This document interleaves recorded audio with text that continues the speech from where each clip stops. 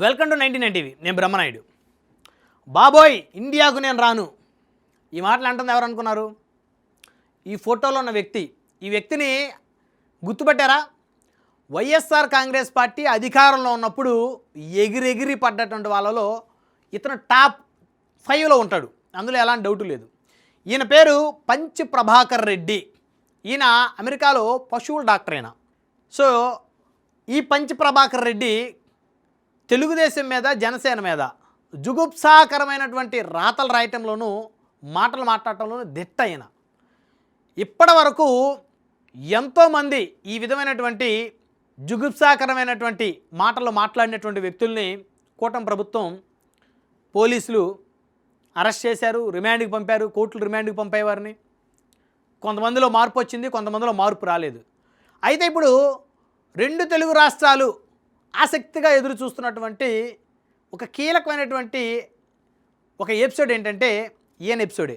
అసలు ఈ పంచ్ ప్రభాకర్ రెడ్డిని ఎప్పుడు అరెస్ట్ చేస్తారు, ఎప్పుడు ఇతన్ని ఇండియాకి తీసుకొస్తారు, ఇండియాకి తీసుకొచ్చి ఎప్పుడు ఇతన్ని ఇక్కడ ఉన్నటువంటి వ్యవస్థలు ఇతన్ని కంట్రోల్లో పెడతాయి, సక్రమైనటువంటి మార్గంలో ఇతన్ని ఇక్కడ అధికారులు వ్యవస్థలు ఎప్పుడు పెడతాయి అని చెప్పేసి చాలామంది చాలా ఆసక్తి ఎదురు చూస్తున్నారు. మరి ప్రభుత్వం వచ్చి దాదాపు 1.5 పైగా గడిచిపోయిన పరిస్థితి. మరి ఇప్పటి వరకు ఈ పంచ్ ప్రభాకర్ రెడ్డిని కనీసం టచ్ కూడా చేయని పరిస్థితి. గతంలో మరి ఈయనకి నోటీసులు ఇచ్చారు, ఈయన మీద కేసులు నమోదయ్యాయి, కానీ మరి ఈయన ఇండియాకి తీసుకొచ్చిన పరిస్థితి అయితే ఏం లేదు. పోనీ ఈయన ఏమైనా తగ్గాడా అంటే మళ్ళీ మొదలుపెట్టేశాడు, మళ్ళీ చెలరేగుతూ ఉన్నాడు, ఇష్టానుసారంగా మాట్లాడుతూ ఉన్నాడు, ఇష్టానుసారంగా దూషిస్తూ ఉన్నాడు, సెటైర్లు వేస్తూ ఉన్నాడు. అసలు నిజంగానే అమెరికాలో ఈయనకి పని ఉందా, లేకపోతే పని బాట లేకుండా ఉన్నాడా అనేది కూడా చాలామందికి అనుమానం ఉంది. మరి ఏం చేస్తున్నాడు ఈయన? ఈయన ఒక గౌరవప్రదమైనటువంటి ఉద్యోగం చేసుకుంటూ ఉన్నాడు అమెరికాలో, ఉన్నత చదువులు చదువుకున్నాడు. మరి ఏంటి వీళ్ళకి రోగం ఏంటి, మాయరోగం ఏంటి?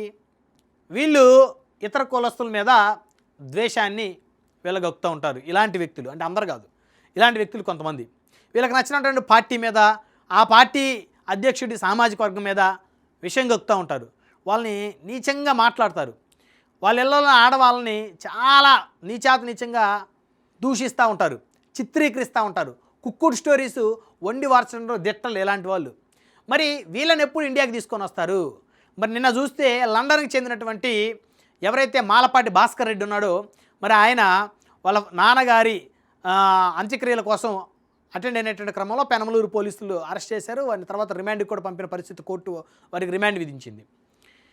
అంటే ఆయన ఏం చేశాడు మాలపాటి భాస్కర్ రెడ్డి?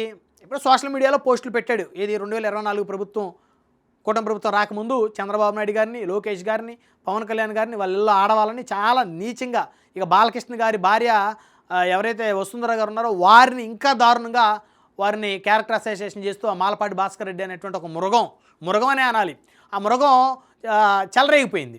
ఇలాంటి వాళ్ళని వదిలేస్తే ఇంకొకరు తయారవుతారు. సో కాబట్టి ఇలాంటి వ్యక్తుల్ని కట్టడి చేయాల్సినటువంటి బాధ్యత వ్యవస్థల మీద ఖచ్చితంగా ఉంది. ఎందుకంటే వీళ్ళని చూసి ఇంకొకరు, వాళ్ళని చూసి ఇంకొకరు, అట్లా అందరూ ఒకరినొకరు ద్వేషించుకుంటూ, ఒకరినొకరు క్యారెక్టర్ అసోసియేషన్ చేసుకుంటూ, ఒకరిళ్ళ మీద మరొకరు దాడులకు వెళ్తూ, దౌర్జన్యాలకు వెళ్తూ, దానివల్ల ఏమవుతుంది? కులతత్వం విపరీతంగా పెరిగిపోతుంది. కులాల మధ్య ద్వేషాలు, ఘర్షణలు, రాజకీయ పార్టీల మధ్య ద్వేషాలు, ఘర్షణలు. దానికి కారణం ఇలాంటి వ్యక్తులే.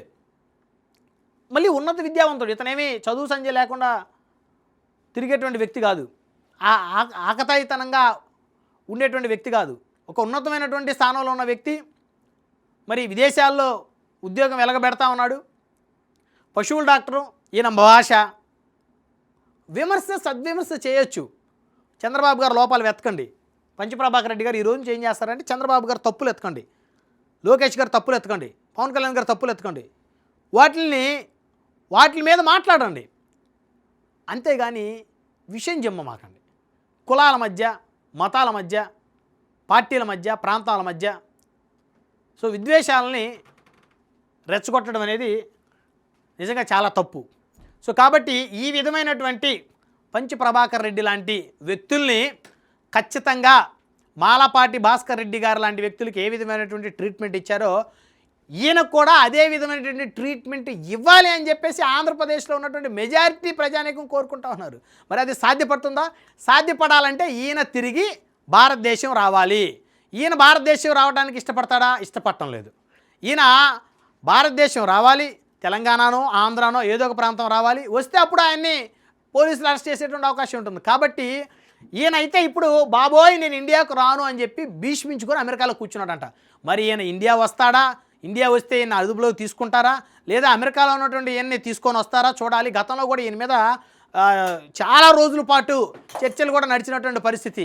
ఈయన ఇండియాకి తెస్తారని, ఈయన వస్తున్నాడని, ఈయన మీద పెద్ద పెద్ద కేసులు పెట్టారని, కోర్టు కూడా ఈయన ఇండియాకి తీసుకొని రమ్మందని, అక్కడ కూడా పర్మిషన్ అడుగుతున్నారని అక్కడ కోర్టులని అక్కడ వ్యవస్థలని అని చెప్పేసి చాలా రోజులు వైసీపీ ప్రభుత్వం అధికారంలో ఉన్నప్పుడే జరిగినటువంటి చర్చ.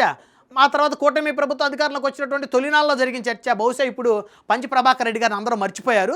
అది ఇప్పుడు ఎందుకు గుర్తొచ్చారంటే లండన్లో ఉన్నటువంటి మాలపాటి భాస్కర్ రెడ్డి ఇండియా రావటం, ఆంధ్రప్రదేశ్ రావటం, ఆయన పోలీసులు అరెస్ట్ చేయటం, గతంలో చేసినటువంటి పొరపాట్లకి కోర్టు రిమాండ్ విధించడం. మరి ఆ జాబితాలకు ఈయన ఏమన్నా వస్తారా లేదా వేచి చూద్దాం.